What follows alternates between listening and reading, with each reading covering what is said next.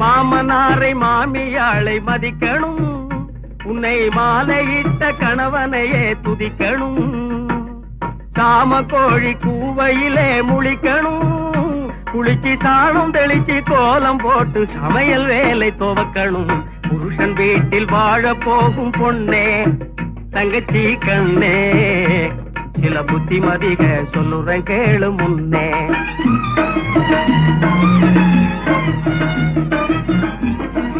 கண்ணால் பேசும் பயகம் முன்னே நில்லாதே, நீ காணாததை கண்டேன் என்று சொல்லாதே. கண்ணால் பேசும் பயகம் முன்னே நில்லாதே, நீ காணாததை கண்டேன் என்று சொல்லாதே.